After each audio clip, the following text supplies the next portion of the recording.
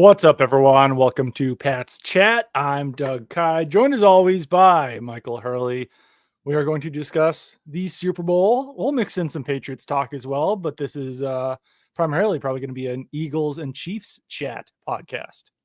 Mahomes is the GOAT. It's undisputed. There you have it. I don't know how you could say anything else. They did it back to back to back, just like the AAU national championships and Tommy Mansky's defensive drills videos. The Chiefs really impressed. No, really. It seems like Michael didn't watch the Super Bowl, which is going to be an issue in our Super Bowl recap episode. Actually, the Chiefs lost the Super Bowl. Oh, I was trying to do like the pre-recorded Pat's Chat edition. Well, I mean, I was going to say that we were part of the problem because we were both like, yeah, the Chiefs are going to win this game. Obviously, like there's no doubt about it. A disaster would have to strike for the Eagles to win. But in saying that and in acknowledging that I am part of the problem, I do think it's now funny thinking back to like 2 weeks and a day ago when everyone was just like, it was a foregone conclusion that Patrick Mahomes was going to become the GOAT because he was going to three-peat and the Chiefs were going to beat the Eagles in the Super Bowl. When what actually transpired was actually the complete opposite of that. Mahomes, like, we'll get, I guess I'll say it now. Like, he lost it for them. He was terrible. He was really bad in this game. And it's kind of unfortunate because 5 years from now, 10 years from now, whatever, people are going to look at that box score and be like, come on, how bad was he? He threw 3 touchdowns, 2 interceptions, 40-22, but like his stat line was actually pretty good. And let me tell you, people of the future who forget this football game, and I might be included as well because I'm bad at remembering football games sometimes, Patrick Mahomes stunk in this game. Yeah, and it's funny because you're right. Like, he throws the bomb, he scores the touchdowns late, and you can say it's all garbage time, window dressing. The stat line still looks pretty bad with the 3 touchdowns, 2 picks, 6 sacks, and the lost fumble. Yeah. It still doesn't really stand out as anything super positive. So it's similar because I remember, I think it was Bucks Packers NFC Championship game in 2020 when I was going through Aaron Rodgers' do you put the S's after the S names? Aaron Rodgers. That's tough. Aaron Rodgers Super Bowl. No, I don't think I would go. Okay. I don't really know what to do. I went to school for 16 years. The stat line, the game logs of Aaron Rodgers, they never look bad, and Right. it's this is a different situation, but he would always play a game to not look bad. So you might look at the end, he might be like 28 for 37 for like 250 yards and a touchdown and no picks. And you're like, well, he didn't play that bad. He didn't lose it for him. But like that lost the Packers a lot of games. This, whatever you want to do with the other stuff, it's like he was what? Whoa. He was at one point like 14 for what? 25 for, he had like 40 yards in the third quarter, 44 yards. He had, I think, 61 yards. When I think he was like 9 of 18 for 61 yards with 2 interceptions at one point. Like after Hurts threw the bomb to Devontae Smith, their stat lines were just like dramatically different because I tweeted it out. Jalen Hurts had like 200 yards, 2 touchdowns, whatever it was, and Mahomes. I'm speaking as I'm pulling this up when a smarter person would just pause for a second. Well, team-wise, had like 40 yards in the third quarter. Hurts was 15 of 20 for 201 yards, two touchdowns and an interception. Patrick Mahomes was 9 of 18, 61 yards and 2 interceptions. And that was like when the game was actually mattering, before garbage time, before the end of the game transpired.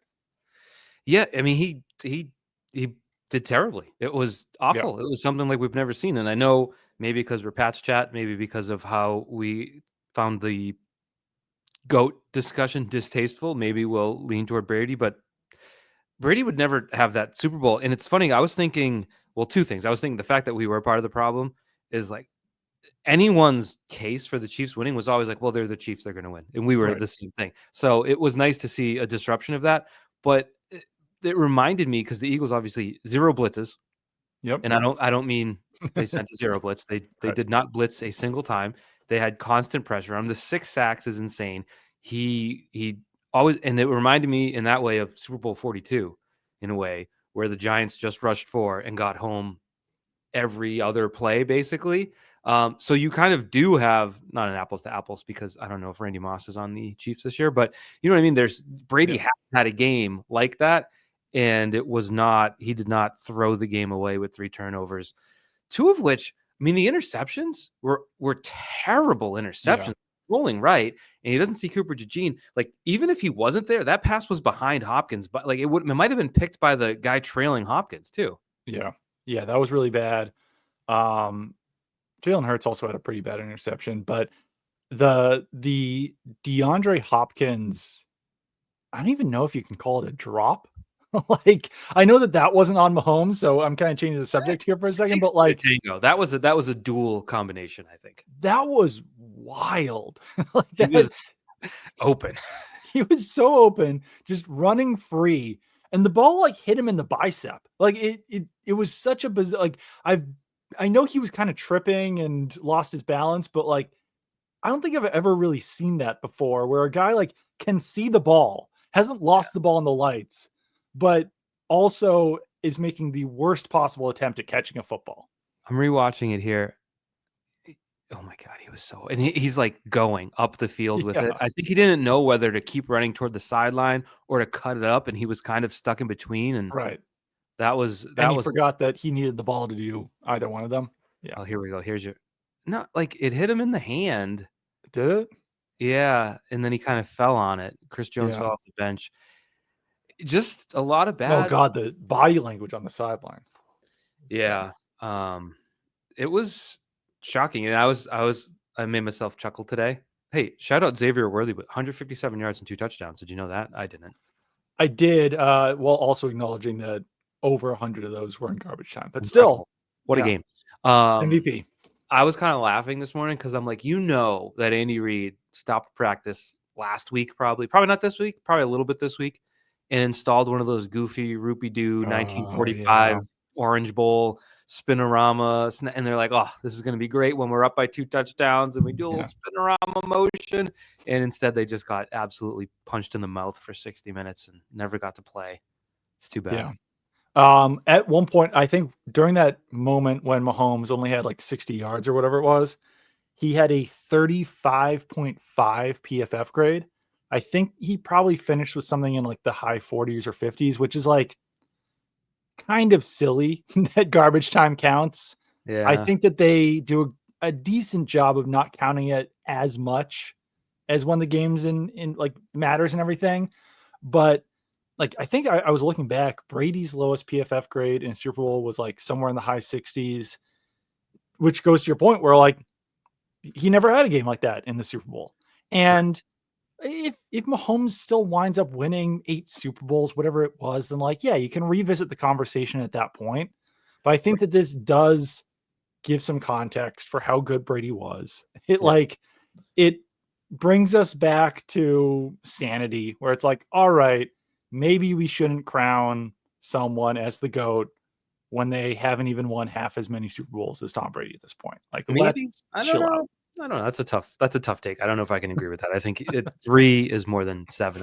His halftime passer rating was 10.7, which I've never seen before. Like, it wasn't just a terrible Super Bowl. It was the worst game I've ever seen Mahomes play. I'm pretty sure. Yeah. Oh, for sure. There was a play in the first half where he's kind of escaping pressure, stepping up, running right, and I forget who it was in the flat, 2 feet in front of him, and he just airmails him by 15 yards. And that was the point where I was like, this guy is not, like, he's not in his own shoes right now. I don't know what is going on, but I do think, to what you're saying, like, it enhances, for whatever it's worth. I mean, I don't know how important it is. It helps protect the Patriots overall legacy, because for as much as recently as Sunday at 6 p.m., people were probably assuming the Chiefs are going to do this every year. It's really hard to get there, and it's really hard to sustain it. And I always felt the hardest part of my job was to try to contextualize how not normal everything the Patriots were doing was. It was hard in the moment because everyone's watching this game and they're watching next week's game and they're thinking about that and they're like locked into this moment and that controversy, whatever. It's like, you have to, I always be like, step out. It's 2017 or whatever. And here you are watching another conference championship game, which was what are they playing? 13 of those? Something like that. Yeah. It's just, and so could someone like Mahomes is good enough where it's feasible that they have a comparable run. Like the dude's played in 5 Super Bowls. That's ridiculous. But it's, I would say, more likely that this chunk of time, 2018 to 24, call it, is the peak of what the Chiefs accomplish. I think there's a greater chance of that happening than Mahomes going to 12 Super Bowls. Right. Yeah. No, I think that that's certainly possible and true because like I'm like the simple fact is that like I don't know, how old is Andy Reid? He's in his mid 67? 60s, 67. And I give him like a year or two, like he might tap out. Guys don't really coach in their 70s like that. Like Pete Carroll is, obviously. Yeah. Bill Belichick was cast out of the league. I mean, that is the big element here is that like who like is like when Matt Nagy takes over as the Chiefs head coach, like what happens then? And I think that would play obviously, and I don't ultimately care. Obviously, it is what it is, but like I think that would probably play into the favor of like the Mahomes GOAT crowd. That like, okay, but he didn't get to play with like the best head coach in NFL history for his entire career. It's like, yeah, and that is going to be true. Just like Brady played for the greatest coach of all time, Bruce Arians, and immediately won a Super Bowl for a franchise that historically had found a lot of success. Brady kind of stepped into a ready-made situation there to just win right away. That was a fun aspect of the GOAT conversation 2 weeks ago too, where like everyone was talking about like, oh, the Bucks were loaded and ready to win. I was like, yeah, the Bucks. Well, what was their record the year before? After the Super Bowl they won in 2002, do you know how many playoff wins they had until Brady showed up? Was it how many was it? It was a 0, Doug. It was they were and like forever will be just a loser organization. They had a great defense and won a Super Bowl in 2002, and then nothing, Brady, nothing. And I wouldn't expect much difference going forward. But like Kelsey, I think is probably done. He looked terrible last night. If he's not done, he's a year that was away one of my notes is that Kelsey looked washed at the beginning of the game. Just like just I don't even know how to compare it to like that like late era Dan Marino just didn't looked like out of his element on the field. He's like wearing it on his face. Like it's like kind of a gaunt, like just tired. That was another thing that I took note of is that like maybe Travis Kelsey has reached that point of being so famous that nothing he does feels normal or like no shot of him on the sideline, but like every shot of him on the sideline, he just looked so sad and like just upset. And I don't think that was a normal emotion that most players have on the sideline of just being like, oh, and yeah, I don't know, you feel bad for all these guys, but like, well, hey, no, shout out to him though, because he showed some growth. He did not assault Andy Reid on the sideline this time. So that's positive growth, and we need to give credit where it's due. So good for him. But to the point of like Mahomes, like this offense, the roster is not that good. I mean, Worthy was a great pick. I think Worthy's a great player. Yeah. They had to Worthy go back selection there in the first round. Yeah, good one. He's thrown a Juju Smith-Schuster in the Super Bowl. You know what I mean? It's just it's thin. So you wonder how they're going to make it work and contractually and all that. And don't forget, for as much as we honed in, don't know. Again, 16 years honed in on how the Patriots rated in those NFLPA surveys. The Chiefs had the worst owner in all of the league. People rated Clark Hunt dead last and everything. Those facilities are like you can see a way as much as it sounds crazy or whatever, you can see a way, and I'm not going to guarantee it or anything because I'm now saying it twice in 10 minutes, but you can see a way where you could look back and say, well, those were the best of times. That late teens, early 20s stretch was peak Chiefs time. And I'm not betting against Mahomes because of this one bad game, but there's a lot of people gunning for him. And I know they outlasted him this year. They fended off the Bills. The Bengals took themselves out of contentions. The Ravens, they might figure it out at some point. You know what I mean? There's a lot of things. There's good teams out there. Drake May is the best quarterback we've ever seen. He'll probably beat the Chiefs next year. I think there's a lot of things that are going to work against the Chiefs going forward. And it's like every missed opportunity feels like an absolute dagger. So I don't want to overstate it, but I'm just saying, there's chances. The Chiefs' EPA per play in that game was negative 0.43. The Patriots only had 3 worst performances last season, which it like in the worst of times in that game, it felt worse than how the Patriots played this season. It was as dismal and anemic of a performance offensively as I've seen. I don't fully know how much EPA per play takes into account the garbage time. I don't think Mhm. it does completely. But Mm. like it was a 2024 Patriots-esque performance, I would say, by the Chiefs through the first 3 quarters of that game. You're right. I'm going through just to try to jog my memory. The Chargers game was the only one that is similar to that, when they just got smoked on Christmas weekend or New Year's weekend, It whenever was that the was. it was the Jets week 3, 49ers week 4, and then Chargers week 17 Oh that were yeah, worse. 49ers week 4 was like not even a game. There was no reason to even go, to Right. show And up. and the Patriots scored 3 points against the Jets in week 3. Though Patriots handshake Chiefs, teams that beat the Bills this year. So that's pretty cool. That is pretty No, cool. that's an interesting way to look at it, because Yeah. I, as much as maybe I wanted some change, and as much as I probably didn't mind seeing the Eagles win, I was disappointed. Like, I want to watch Right. the Super Bowl. You Yeah. wait 2 weeks for it. It's a big deal. The lights and everything, and the spectacle, and the stupid commercials, and all that. You just, I was telling you before we started, like, I was getting up and doing stuff, like cleaning, throwing stuff away. Like, Yeah. I was missed a couple plays here and there, because like you're just not locked in when it's what, 34-0, 34 to Right. 6. Like, it Yeah. was such a waste of time at a certain point where you're just waiting for it to end. Though, uh, Nick Sirianni, you want to talk about him for a second? Sure. He got drenched by the Gatorade bath. He Like got maybe smoked. maybe the wettest I've ever seen. It was also with like 4 minutes left. It was the Yeah. earliest and the wettest. I am. Uh, can I still call him a clown? That's what I'm trying to get at. Because I'll tell you, late Super Bowl 49, I was, finishing up, and I'm like, Seahawks are going to win the Super Bowl. Right. And I was grappling with the fact that I was going to have to give a lot of flowers and respect to Pete Carroll, who was going to Right. be a 2-time Super Bowl winner, a back-to-back Super Bowl. And I'm like, damn it, I don't want to do that. Yeah. Um, so I think I still can, because like Doug Peterson, we don't regard as a wonderful, amazing coach, even though he won a Super Bowl. I'm sure Yeah. we could go through.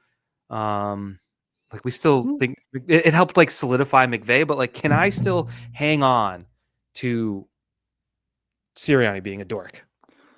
I don't think that a Super Bowl win automatically pushes a coach, a quarterback, whoever it is, into that upper echelon. I think this proves that like he's a better coach than people probably gave him credit for. But yeah, I think that you still can. I did an interview with Nick Sirianni back when I was at PFF, and he was actually a very good guy. So I I don't personally doubt wouldn't it. call him a clown. To me, to But me, he is like he does have a different vibe as a head coach, obviously. it was this year, like, yelling at Eagles fans, Right. which was insane, and He did last have a year moment yelling at AJ Brown in this game. he did, though it looked more AJ Brown yelling at him, but he did Right. sort of bark back, and then it was last year walking off at Arrowhead saying, "See ya," to Chiefs fans, Right. and then the Eagles promptly losing, like, 8 of their next 10 games, and Did they show Big flaming out. Dom? Oh, yeah, yesterday? Yeah. Yeah, Sirianni was walking to midfield for the handshake, and Big Dom Oh, was stealing the scene, like, hand on okay. shoulder, but, like, chin on neck, sort of like, "I got you, buddy. I got." It's like, dude, I think he's gonna be all right. There was no. I don't think it was like a chaotic scene after that miserable game. So, Yeah. yeah, I just Nick Sirianni, because I didn't have it, but I was really pulling for my friend to win his square, which Mm. had the Eagles at 0 and the Chiefs at 4. And all they needed Mm. was to punt on 4th and 5 at midfield. Instead, they had Kenny Pickett throw a pass, which was like, and that sort of affected the garbage time stats, where it's like, Yeah. I mean, granted, there'd be more yards for Mahomes, but like, put him on the 10. Don't put him on the 50. Like, I don't know. There's just Sirianni things that still don't rub me the right way. Well, it is an interesting scenario where I guess I would have to look back and I'm like, how many times does a team win a Super Bowl without, let's call it like an elite head coach or quarterback? Um, If you call Sean McVay an Oh, elite head coach, I think I then would, and I think Stafford is good so enough obviously the Eagles in 2017 for sure. would be an example, I would like. So you're saying one or the other, or both? one or the other. Okay, because I was gonna say Bruce Arians. I already named. Yeah, Uh, but Tom not Brady was quarterback Tom in that game. he's the second GOAT behind Patrick Mahomes, so He he is. He's is not very as good as Patrick Mahomes, but he's there's close. He's also in there. this. I love this. This is like because we dealt and witnessed and experienced so much like Patriots tear down Yeah. of everything they're doing. I saw this tweet and I'm like, oh, the Chiefs are in it now. The Chiefs are in that level. And it was a tweet that said, like, looking here, and it seems as though it was like a highlight of Mahomes's 3 Super Bowl wins. Yeah. And it was like, it seems as though he's beaten Brock Purdy, Jimmy Oh yeah. Garoppolo, and I did see that. was it Jalen Hurts? It's like, Yeah. and it's like, oh, they're deep in the crit. It's like you won the Super. Like, who should he have beaten in the Super Right. Bowl? Should he have Yeah. beaten someone else in the It's Super not a Bowl? real win. Yeah. Back to your like, yeah, you had Peyton Manning, who was not elite in that year. So Right. he's Peyton Manning, so it is what it is. Still it counts, yeah. Was that John Fox or was that I think it was John Fox. yeah, I would say I'm putting them in. Peyton Manning was elite, but not in Yeah. 2015. Pete Carroll and Russell Wilson, I know. I was thinking about that one. I mean, like, good enough. Pete Carroll's going to be a Hall of Fame head coach, so like you kind of have to say that he Yeah, is. and early Russ was, I guess, somewhat comparable to Jalen Hurts. I don't know. I might be way off base here. I feel like Russell Wilson at his peak was like higher in the quarterback rankings than Jalen Hurts is right now. I argued for him to win the MVP one year. I forget, maybe 16, 17, 18. Right. I don't know. But that was before. I mean, we won the Super Bowls before that. But yeah, I don't know. It's interesting. Eli Manning, not a Hall of Famer, so we can't put him in. But I do think Tom Coughlin was elite. Yeah, and then Ravens in 2012. Flacco, well, you'd have to ask PFT commenter if Joe Flacco's elite, but That's true. John Harbaugh. I mean, he's held a job since, like, he's had his job since then. So, like, he's doing something right, you know? Yeah. So it's not Doug Peterson where he lost his job 2 years later or whatever, you know?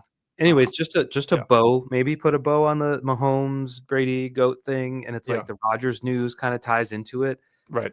In terms of like the no guarantees, like Mahomes doesn't keep himself in the best of shape, if we're being frank. Like, he doesn't seem like he is obsessed with fitness, which will catch up to you when you're in your 30s. I don't know if you've ever turned 30, Doug. I have. Life gets a lot more difficult. The knees, the back, the shoulders, everything's going to become more difficult physically. He's going to, and maybe he will reinvent himself. I mean, he's got reason to, but to the extent, I was talking to someone about Deflategate last night and how like no one cares. No way. You? Yeah. I know, if you can imagine.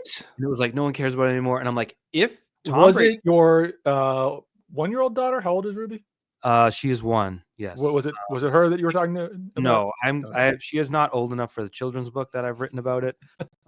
Why Roger Goodell Sucks by Michael Hurley. Hey, it'd be educational. PSI.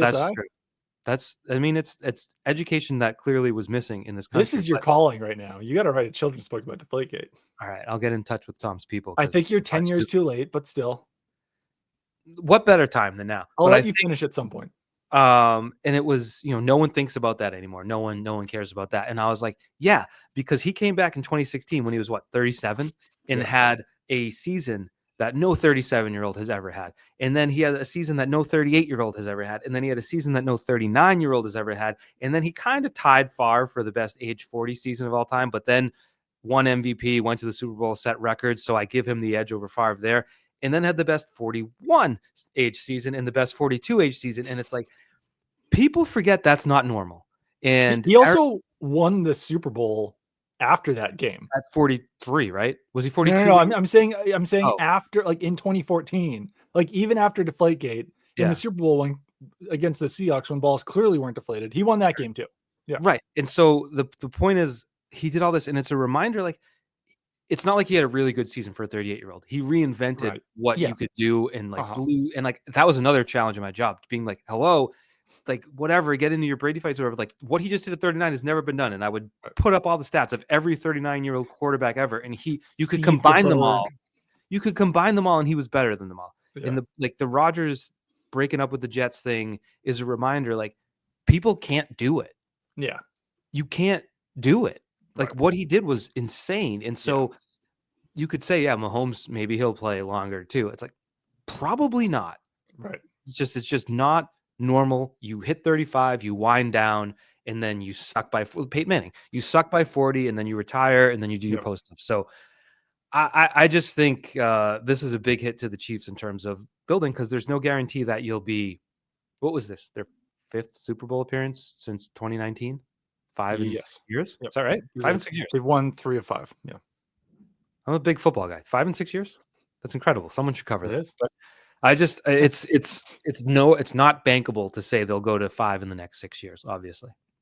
No. And yeah, it would be pretty boring, I guess, football in general if they did. So we'll see. But I took some other notes. Okay. I took told you notes the first note I took was that Stitch commercial was pretty funny. It had a Olivia is my daughter Olivia hates Stitch. I don't know why. Really? She just Huh. hates him with a burning passion.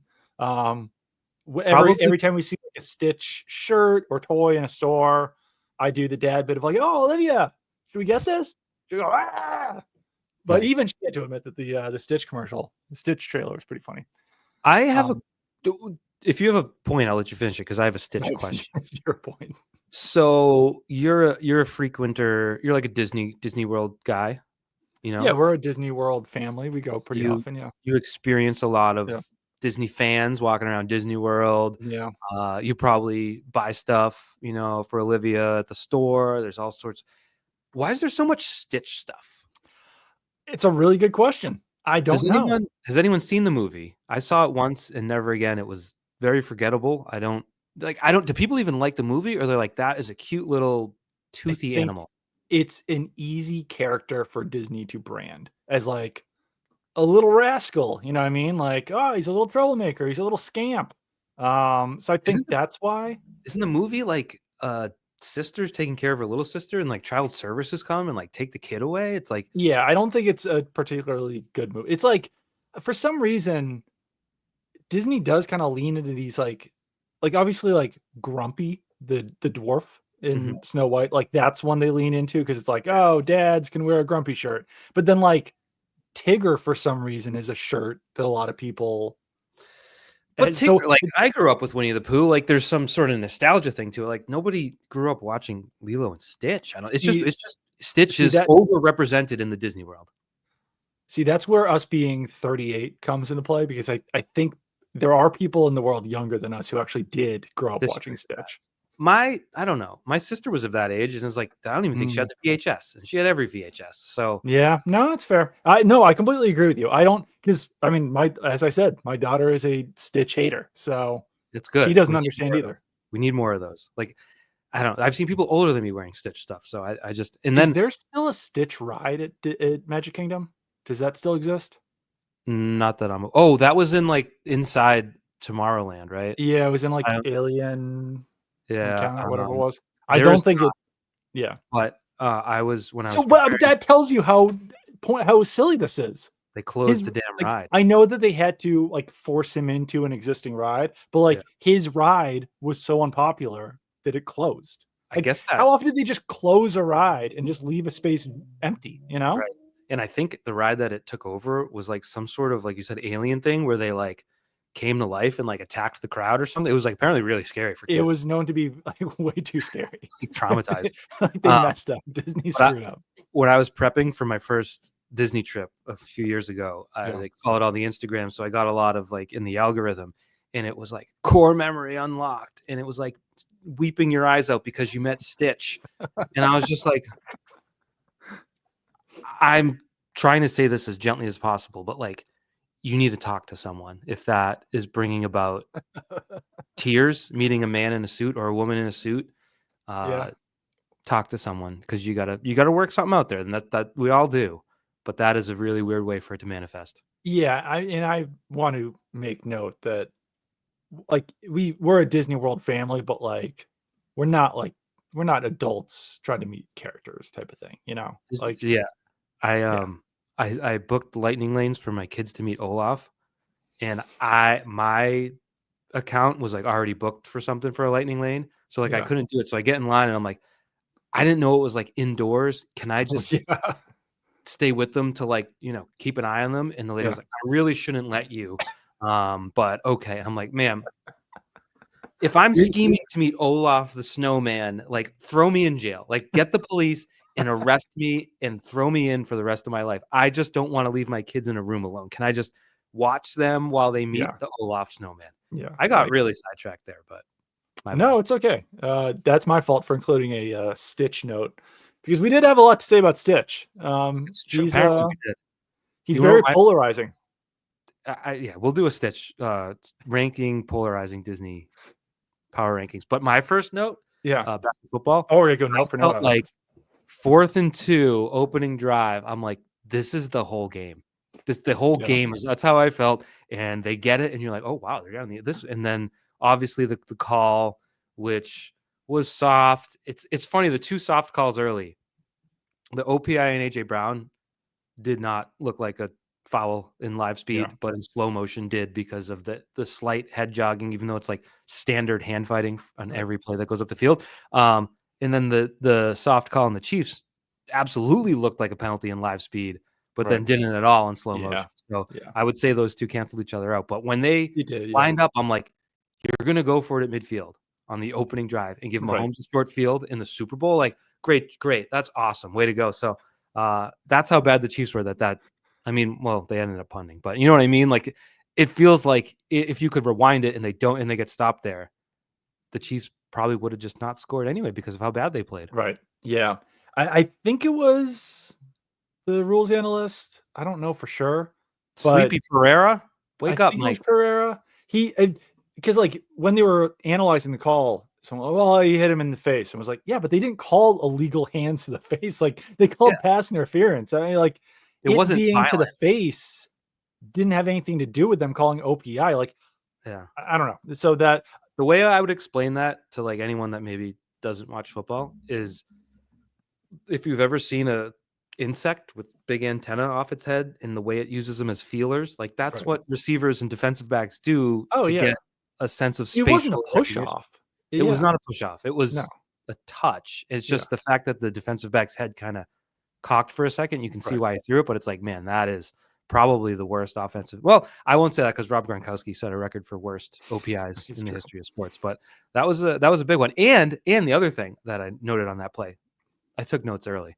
Wow. 4th and 2, they run a fade. And Yeah. like it bodes well. Was that McDuffie that he beat? Yeah. Like it boded well that Brown Yeah. could get open. But Kellen Moore, 4th and 2 fade in the Super Bowl. Incredible.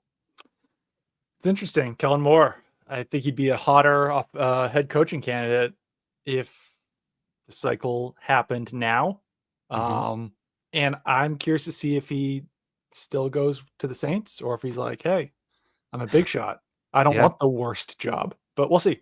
That is a job. And I think you're friends with Nick Underhill. I follow Nick Good on buds. Twitter. That seems like a job nobody wanted. Yeah. Like nobody. They had 2, maybe 3 people back out and be like, no, I'm no longer a candidate for this Mike job. McCarthy being one of them. Cliff Kingsbury. It just seemed, I don't want to say the only time, but it feels, I can't think of off the top of my head an off season where multiple coaching candidates were like, I'm not going to go on that interview, which is crazy. Yeah, I agree. It's a rough setup. They have like so much negative cap space right now. Mickey Loomis apparently is just going to have that job forever. Was that you? No. Weird. Well, Siri said something. Weird. Mickey Loomis, a GM, he has 0 scouting experience. He was like a finance executive with the Seahawks before he got this job. It's a weird setup. And like clearly for a while he knew what to do, knew what he was doing. But now they're in this cycle of like, we have to be good because they have no cap space, but they now don't have the players to do it because all their players are old or gone. It's tough. Right.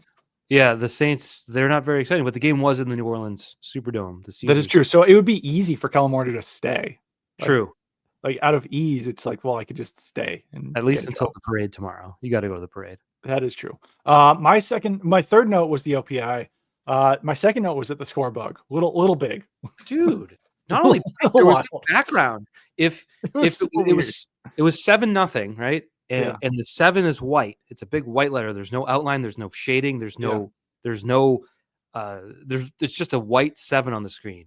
And the way the camera was set up for the play, the 7 was right on like the 30-yard line, the 3 of the 30, and you can't see it. And you're like, Right. well, isn't the point so you can see it? I Yeah. think that's what you want as a network, is for people to be able to look at the score bug and see the score.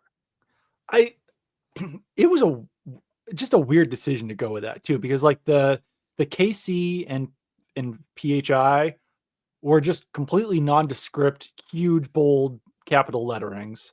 Yep. I don't know, like maybe it looked good compared to other options. Maybe they were like, this is going to look different. Maybe they were like, we're going to revolutionize how to do a score bug, but I think that thing's got to be gone next year. I got a great tweet on it, and I want to give credit where it's due. Well, first of all, someone said it was like the Christmas tree shops rebrand, which I wholeheartedly agree with. They went from a Christmas sleigh with a tree in it to just CTS. Yeah. Someone said, I can't find it, but someone said to me, it looks like they forgot to do it, and then during the opening kickoff, they just came up with that.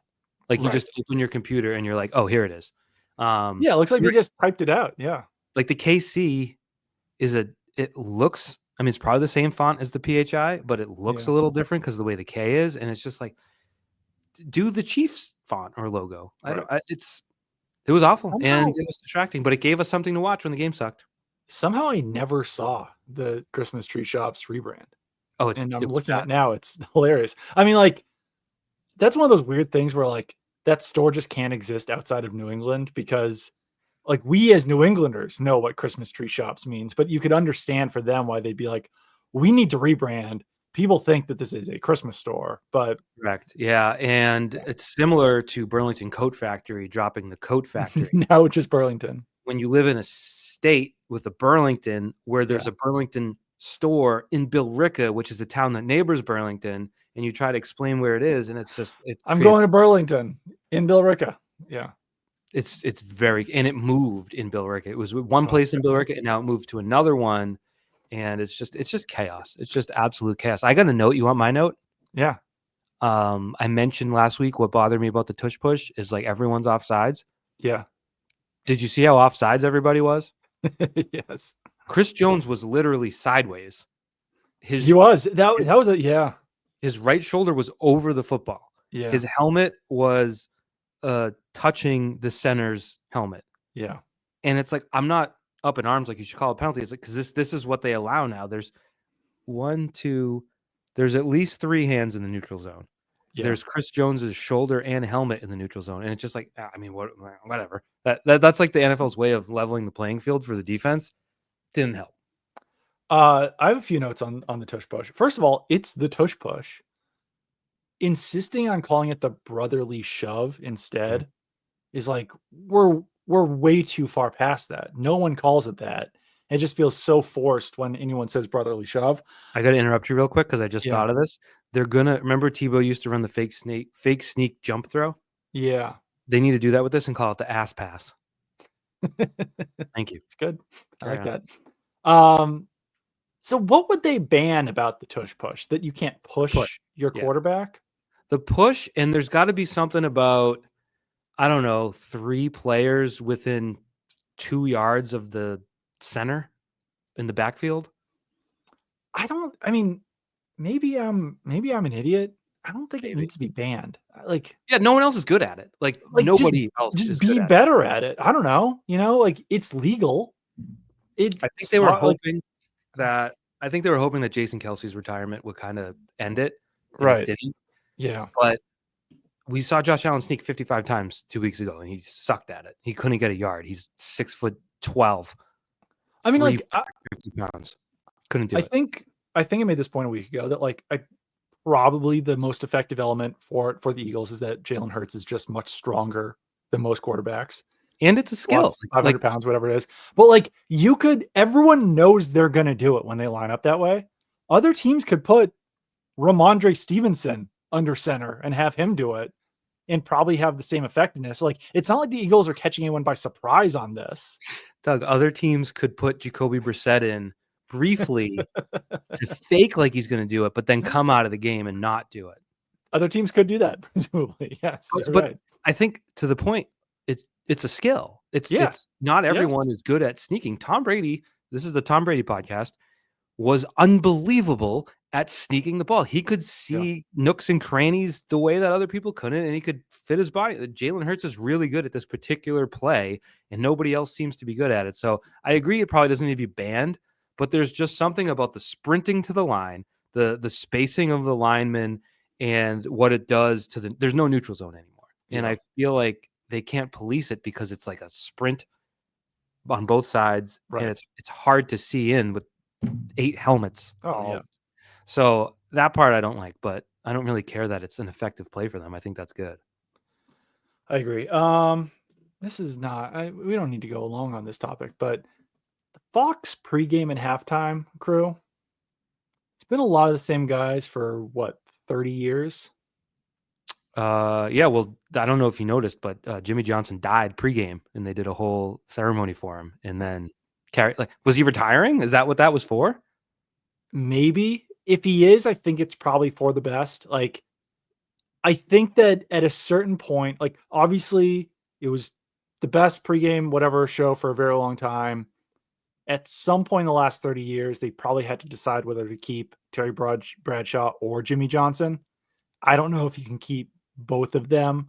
Yeah. Well, for up me, until it was their 80s or whatever they are at this point. Like the trophy stage when Bradshaw was out there, he just didn't sound like the guy you want on the stage there. I completely agree. And when I saw him up there, I was like, I don't know how this is going to go. He did a surprisingly good job. Well, he's compared great. to how he does in pregame and halftime, where like he just feels a lot more scrambled during pregame and halftime. Yeah. Well, my favorite thing that the Fox show has ever done is make guys like that read highlights when they like cut to the studio or do the halftime show. And it's like Jimmy Johnson reading highlights now. It's just like, this is great. I actually enjoy it because who cares? It's halftime of games. But you're right. And I do assume that was a retirement thing for Jimmy Johnson. Probably. I don't know why you do a 10-minute montage about him. They should have probably said why they did it, though. They also they haven't taken guys away, but they just keep now adding guys to the crew. And like I feel like Strahan was probably a solid add, but Gronk isn't doing much when he's in that role. He's like serious Gronk. He said one thing at halftime, and it felt as if he said something about Xavier Worthy, which wound up being prescient because like he wound up having a good second half. But like it could not have felt more like someone told him to say that about Xavier Worthy. It did not feel organically coming from Gronk.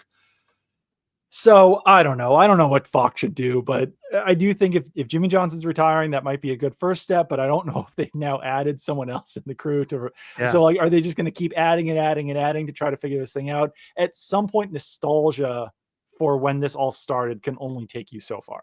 True. Like when I was 12 and I would sit and watch the big game on Sunday at 4. Right. Those were the guys still there. Yeah. Like Howie Long is still there. Terry Bradshaw is still there. Jimmy Johnson's still there. I know that the rest has been a revolving door, but like it's pretty wild that those guys are as old as they are and still doing it. And then Howie Long's doing a good job, obviously. But yeah, right. And it's like you don't want to dump on legends, so I won't. No, but I will say to that point, because the big Fox discussion this year was, will they move Brady to the studio? I thought he did fine in the Super Bowl. Yeah, he did. Yeah. I don't know that anyone tweeted about him. Which is, for better or worse, what you probably. He was much better in this game than he was in the NFC Championship game. Yeah. I also had like my kids were talking a lot. Like, there was like I wasn't fully locked into the second half because it sucked. But I do think Brady was fine. I want to ask you a question because here's a question, right? I'll just put you on the spot. Mm-hmm. Who is on the CBS studio crew? Ooh. Nate Burleson. Mm-hmm.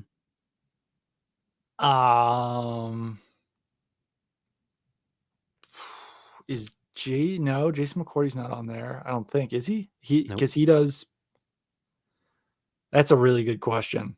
So I watched. Phil Simms is not anymore, right? Is Boomer Esiason still on there now? Nope. God, I should know this, but I just don't think I do. So I turned it on for Bills Chiefs for the first time all year. Because the NFC Championship game was a blowout. so I probably swapped over nice and early to CBS. Yeah. I think Cower was still there, but I'm not positive. Oh But yeah, yeah. Cower. I know Matt Ryan was there, and I was like, "Oh, Matt Ryan's on the Oh studio team," yeah. and I think JJ Watt, and I was Oh like, wow. I have not watched this once all year, so it speaks to maybe the declining importance of it. With maybe I'm just too old. I don't sit around. I have too much stuff going on to watch pregame shows. Yeah. But I found that interesting. So there you go. Yeah, no, it's been a lot of the same guys year after year. So yeah, Bill Cowher still around. That's I should have remembered that one. Should have known that one. I do That have was something not to a trick. say. That was not a trick. I was not a gotcha moment. I just thought it was interesting. It's like, oh, this is happening. Um, I do have something to say about Tom Brady and Kevin Burkhardt. That's his name, right? KB. Sure. Tom Burkhart, Um, Kevin Burkhart, Bob Burkhart, one of those. so every time they showed them, they had a green screen behind them as if they were standing on Bourbon Street. Yes. Mhm. Yeah, an enormous green screen. Like, if you've seen the new TGL Golf League, it was like that type of screen. Why did they do that? I know this is a dumb thing to come away from the Super Bowl talking about, but like, why do they want us to believe that they're standing on Bourbon Street? Like, obviously they don't want us to believe that. They believe that we're smart enough to know that that's a green screen.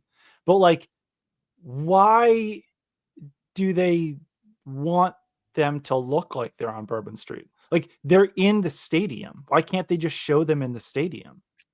I don't have your answer. It's a scene setter. It's I But was it's distracted. in game. It's like I Yeah. can understand that maybe pregame or something, but Pregame. like All right. they're I in the guess middle of calling a game, and then we're like, but they're showing them on Bourbon Street in a fake Bourbon Street. I think I can answer that for you, and it's that they paid for it. They set it up. They were going to do a pregame, and they're like, "Well, it's already here. We might as well just keep using it." But there is, yeah, you're right. Like they have to be at the game for us Yes. to. It's better for them to be at the game rather than on Bourbon Street. I think that's just my opinion. Yeah. During the Super Bowl.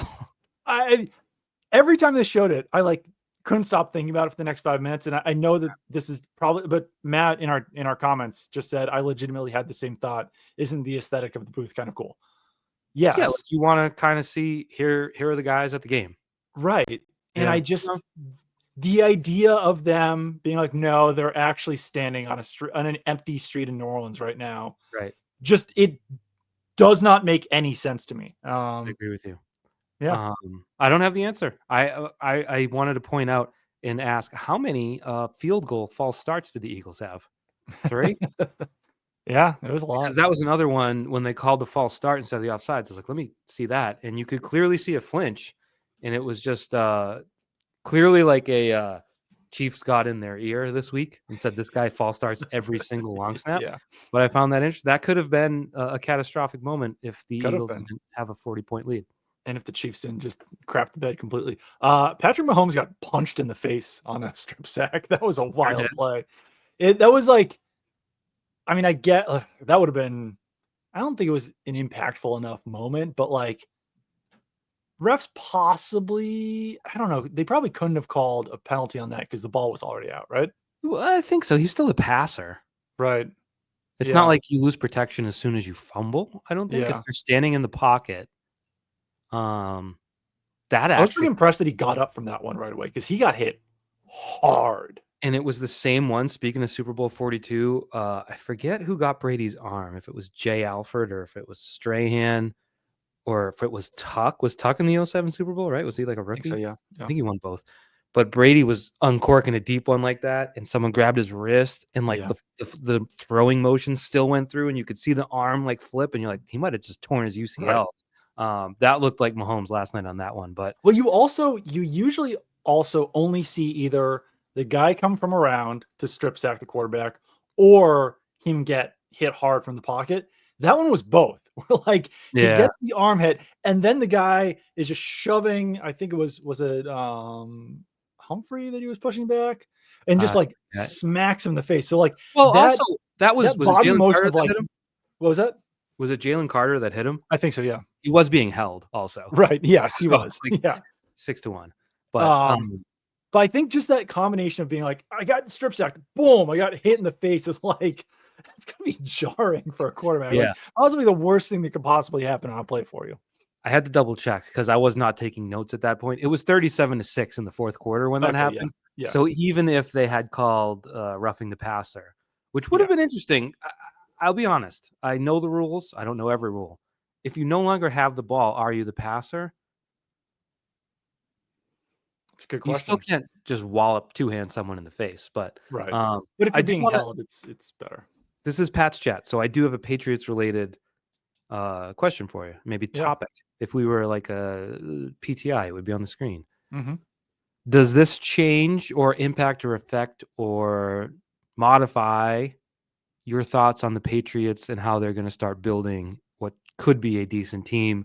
Because you had the best quarterback Mm-hmm. of his generation, we'll call it, Yeah. because he's the GOAT, as we know. Absolutely nullified by no protection. It Yeah. was a 4-man rush that got home every play, and Patrick Mahomes could do nothing. So expecting Drake May to do halfway decently in his second season without an offensive line might be preposterous. But on the other hand, building a monster defensive line could take priority. So I think there are takeaways that you could have from a game like this as the Patriots look ahead. So what do you say to that? I think it does a little bit. I think it definitely emphasizes the need for offensive line help. Where like, yeah, it would be great to have a defensive line that could exploit a bad offensive line, but with Drake May at quarterback, you have the ability to build around your offense, and I think that it does require you to do some serious work there. And yeah, maybe you use the 4th overall pick. Like you go into free agency hoping to improve as much as you can. And if you haven't improved and you haven't signed young players, if you don't get Alaric Jackson or Ronnie Stanley or whoever the guy is, then like, yeah, maybe you do then just need to use that 4th overall pick on Will Campbell and build from the trenches. But because yeah, I think that this really did show that like what a bad offensive line can look like against an elite defense in the Mm-hmm. biggest game of the year, despite having the best quarterback. So yeah, I would say so. And I want to find the right word because it's not arrogance. It's not like the Chiefs were like, we want Joe Tooney to be our left tackle. No, But I do think they believed they could win despite that. I right, don't think they for went sure. into this game like we are screwed.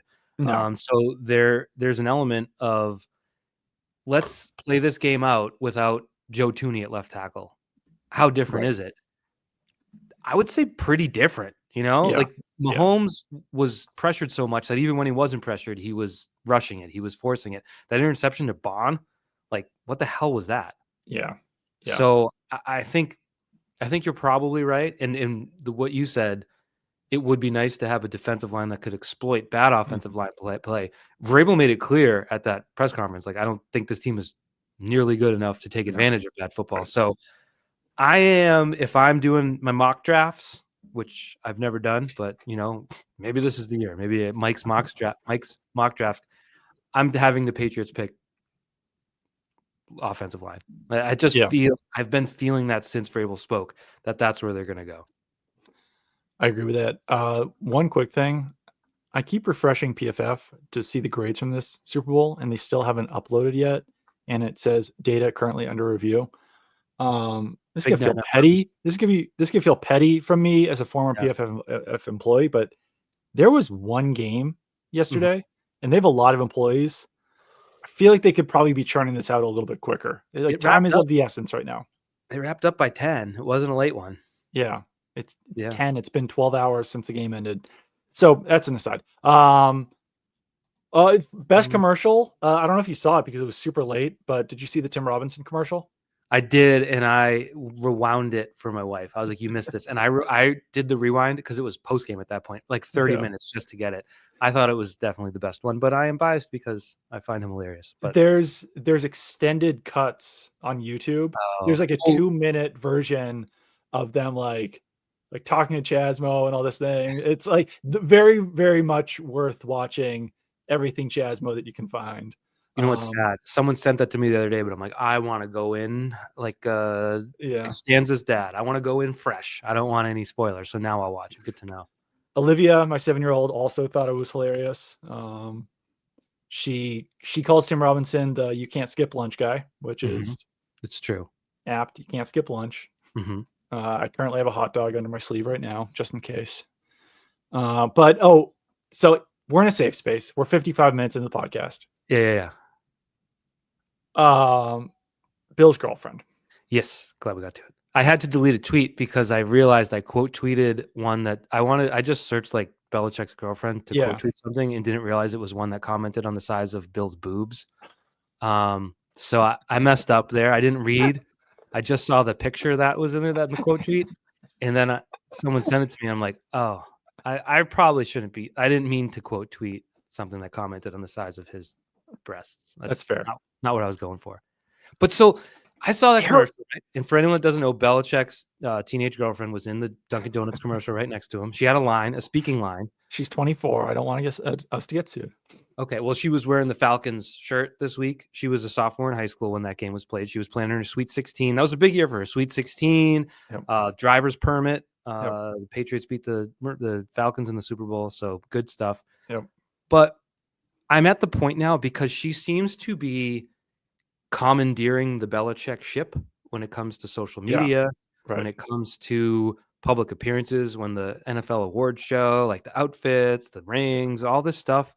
And it's like, I'm at the point now where like, I kind of want to see like a Making a Murderer style documentary on this, but obviously not the murder part, like making what do you call it when you're 24 and you meet an old man and you manipulate all of his public sightings.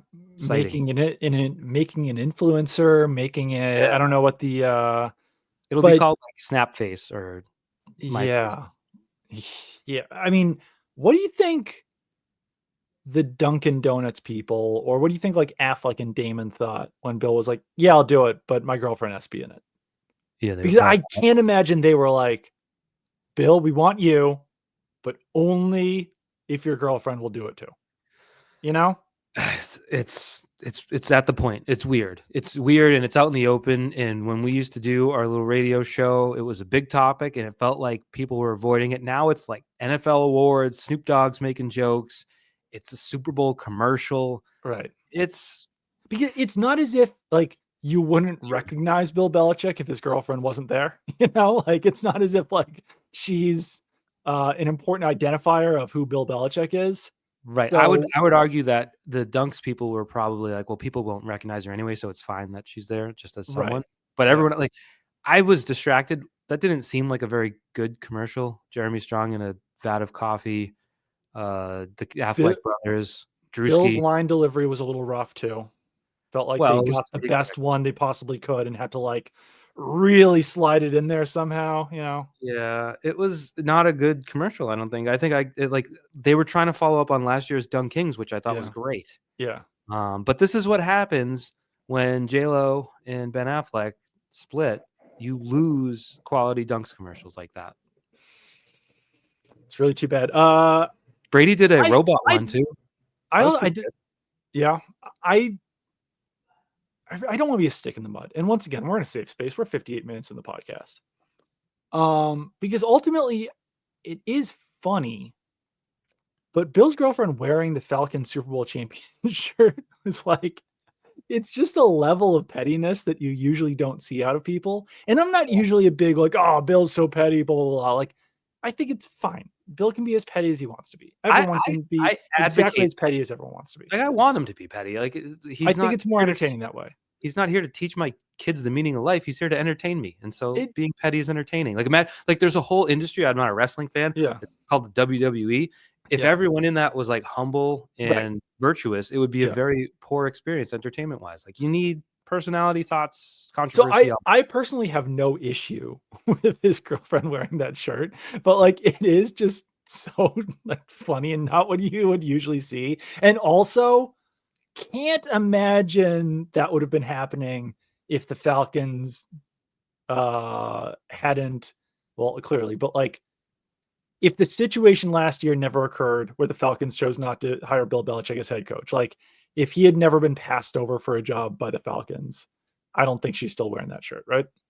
I don't think she's wearing it. I think that's the genesis for wearing the shirt. Like, oh, F you, Falcons, you didn't hire my guy, Bill. Now then NFL memes account is tweeting about his breast size, which really ruined my experience. But I do find that odd. I want to throw a theory at you because we are in a safe space, as you know. It's 60 minutes into the podcast now. By what we say after 50 minutes doesn't count. You can't Yeah. blame us for it. It's truly like international territory. This is on you for listening this long. It's not on us for what we're saying at this point. So this is absurd, but I'm gonna say it because someone's got it, right? So if you were to poll everyone, and I listen to the radio, like when they have people on for the past month, if you were to rate the NFL coaching hirings this offseason from best to worst, with the Saints holding the last spot because they haven't hired anyone yet, and Vrabel somewhere near the top, like 1, 2, 3. Who almost unanimously was put at the bottom?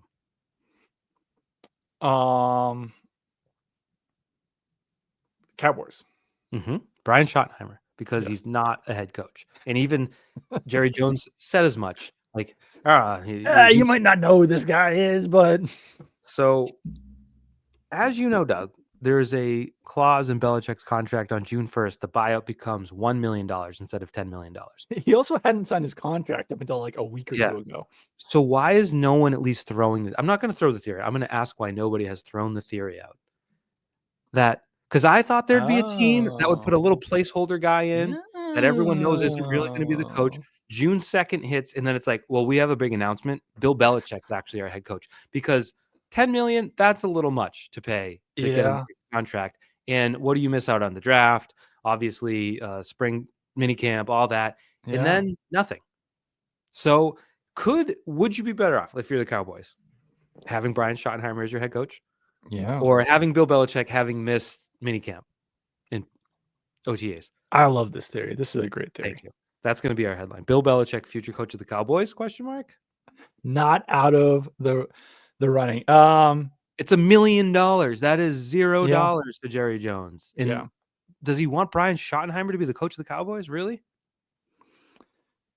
I don't understand why. That really was like, you're the Cowboys. I understand that like you've taken a downturn in the last 30 years, but like you just want to promote your offensive coordinator who hasn't been like a head coaching candidate in 20 years. Like, what is going on here? That was very bizarre.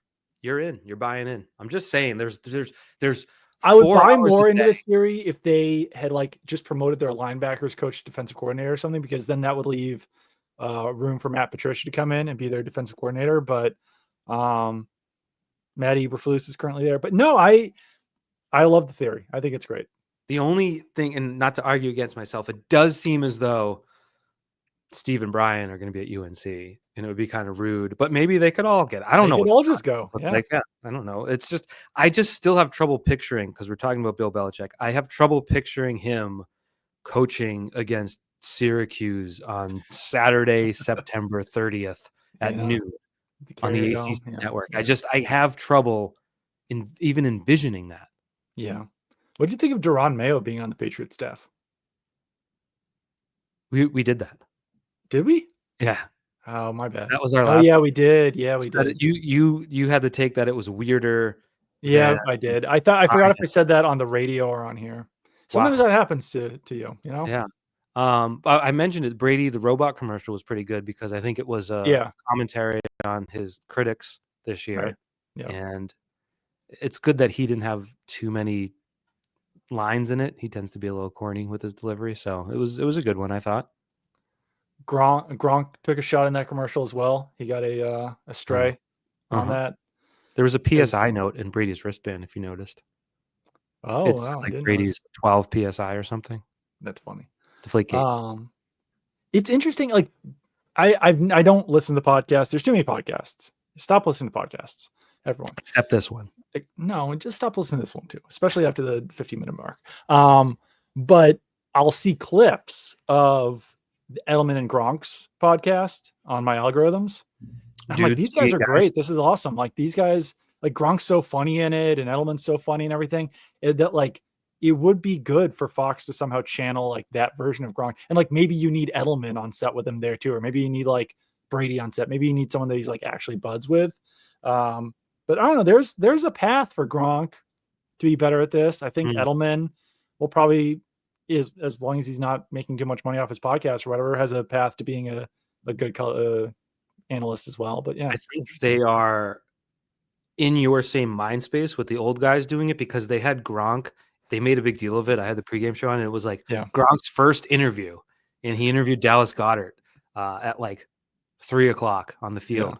Like Goddard was in his suit walking into the stadium, and I didn't watch the interview, so I don't know how Gronk did, but it was like Gronk's first interview. So they're in the same way that they have Jimmy Johnson read game highlights, they're like, Gronk's going to be a journalist now. So move over, Aaron Andrews. Gronk's taking over. Yeah.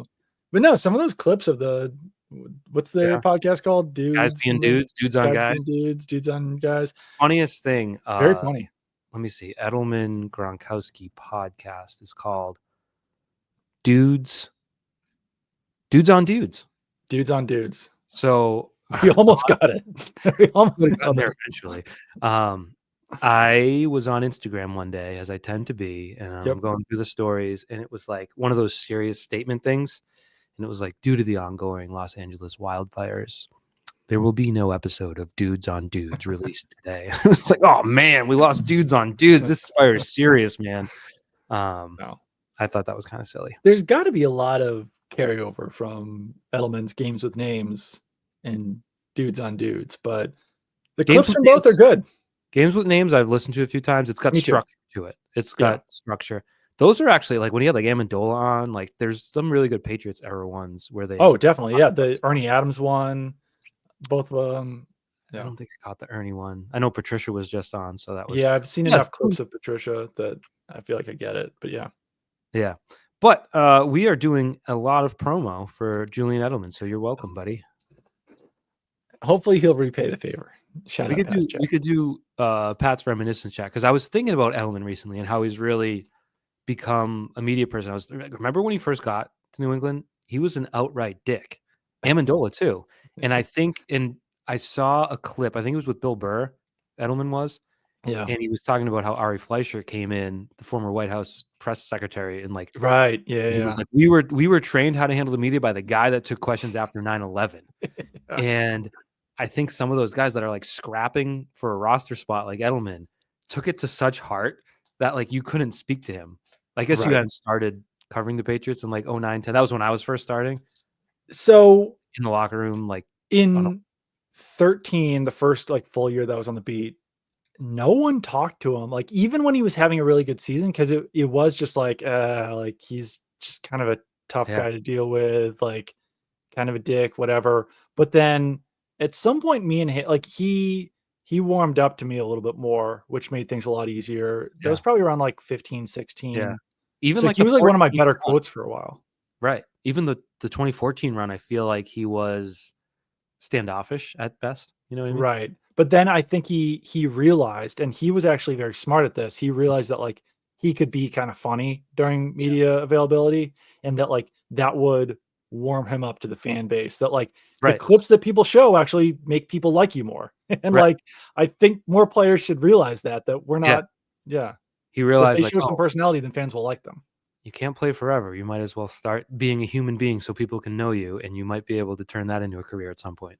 And I think that Brandon Cooks was one guy who really didn't do a good job of that, where he was just all year on the Patriots, like saying as little as possible, being as difficult as possible. It's like fans aren't going to become attached to you if you don't show any personality whatsoever. Yeah. Yeah. I don't know. It was tough. Within limits. Cause then like Kyle Van Noy had like a cooking show on YouTube, and it was like, well, this is beyond, this has gotten too far. There was he did do that stuff early on, like the Burger Time stuff. Yeah. He did the Burger Time and Smoothie Time and all that stuff. There's an area of the Patriots locker room where it's at like the far right end, and like a lot of practice squad guys are kind of tucked into a corner. And then like there's an area beyond that you just don't even see exists. And this season, Joe Milton, me and Mike Reese were waiting to talk to Joe Milton, and he had like disappeared down that little corridor. And we were talking to Steph Burnham, who's one of the media relations people. And we were like, can you like go get him? And she was like, I've actually never even been there. I've never been down there before. And I was like, I've only been down there once.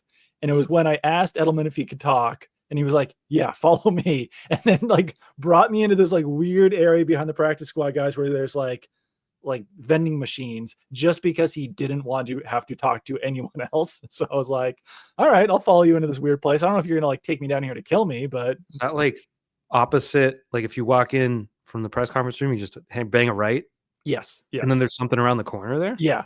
Huh. And it's like Like vending machines. it's like adjacent to the showers, sort of. But No, because I didn't look well, you can't beyond get that to the point. showers, I don't think. But No, like you can't get to the showers. Yeah, it's adjacent to. I don't know where they might go into some other area, whatever. I don't know what's past that point, but I'm one of the few people who's been in that corner, I'd say, out of media members. So this shout is out to Julian Edelman. I don't even know what I education. was talking about. Probably Matthew Slater or something. I don't know. Interesting. Yep. I think we've done the Pats chat. We have done the Pats chat. We've I'm not done ending more it. than the I mean, Pats if chat. I'm happy to keep going. No, I think we've done enough off track topic that I we think need to I'm in a become good place. let's become a Disney podcast now because you're dealing with the new Lightning Lane reservation system. That seems like a real cluster. Do you know? Can I do a Disney complaint before you go to Disney World? Yeah. Like I said, we So can become mice chat. anyone out there listening that has been to Disney World in the past, I don't know, 10 years and has Mhm. dealt with it all, like probably knows. But if you don't, there are certain rides at Disney World that you really have to book because Yeah. the lines are always going to be 60 to 90 minutes and it's Florida. You like physically can't do that with kids and stuff like that. So you got to book them the way it always was 6:59 a.m. You're refreshing your phone. It comes up, you boom, boom, boom, boom, boom. It's like, it's chaos. My dad looked at me like I was a psychopath when I was doing it. And I'm like, Dad, there are like 50,000 people doing this right now. Yes. It's messed up. But so one of them is like Peter Pan at Magic Kingdom, which it's just for kids. Like kids love it. But Right. people always because things sort of build up. And another one is the Slinky Dog roller coaster, Yeah. which I booked and me and Olive rode on it. And now it is, I think, for a 7 to 10-year-old, a wonderful roller coaster to sort of conquer the fear and have fun. And it's themed so well. And it's like, this is awesome. I wish I could take my 7-year-old on it 5 times. But because it's the popular one to book, Yeah. you get to go on once because Bobby McDisney blog has to brag that he got a great time and rode it. And like, it's just like, why are you riding the roller coaster, man? Like, you just should be for kids. Like the Olaf thing was an example. Like there should be things at Disney where like, if you don't have a kid, you can't do it because like it's a kid's roller coaster and you can't take your kids on it. You can once if you hit all your buttons right and time it up. But it's just that bugged me when she's like, can we go on again? And I'm like, no, it's a 90-minute wait. And it's like, you have to stand in the sun. It makes no sense. First of all, Bobby McDisney blog actually got canceled, so you probably shouldn't mention him anymore. Good. But no, I agree with you. It's annoying because you can only book those things once. Like you're not allowed to book it again. So then, yeah, your option is to, and sometimes in the past, a good way to like bang out a ride one more time would be to go on as like the last thing of the night. But I think everyone knows that now at this point. So it's like you're still gonna have to wait 45 minutes, but then it's at like 9 p.m. or whatever. And at Hollywood Studios, if you want to watch Phantasmic, then you can't do that trick at the end of the night. I did that for the Avatar thing at Animal Kingdom. The Avatar ride, not the like boat one, the one where you ride. The boat one is pretty boring. The one where you ride the thing around. Yeah. And so the park closed early at like 6. It's at like 7, 6 or 7. So we rolled in, we walked right up and we got in line like 5 minutes, 10 minutes before the park closed. We're like, it said 45 minutes. I'm like, it's going to be like 10 girls. It was 45 minutes. It was a long wait, but at least it was indoors. Yeah. That one, Olivia and I are going to go to Animal Kingdom on our own. And I think we're going to like get there at 6:45 a.m., run to Avatar, do everything and like be out of the park by like 11 basically. And then we're going to Hollywood Studios. So I will say, in terms of not a kid's roller coaster, Everest was fun. I had fun. Everest's fun. It's one of Olivia's favorites for sure. The safari thing's cool. Yep. So safari's good. I think Rock and Roller Coaster is still gonna be open, and Olivia likes going upside down now, so that'll be fun. That'll be your first time on Rock and Roller Coaster. We're gonna do, because we were able to get free passes. We're gonna do Universal on Sunday when we go down there to do all the Harry Potter stuff. And then we're doing like 2.5 days in Disney World. So I get really stressed about things that I haven't done yet.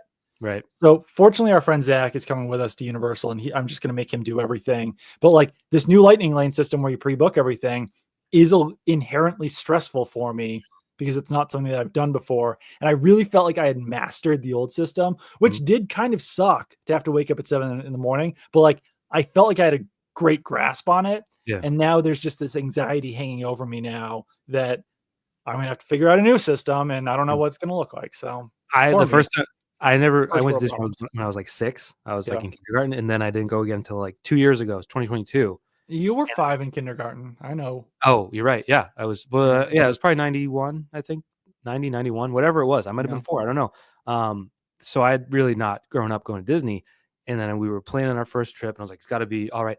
I did at least 80 hours of research, but I'm going to say it was probably over 100 to get all that stuff right with like the rope dropping. I was staying at a Disney resort, like as the bus schedule. There was so much, and I crushed it.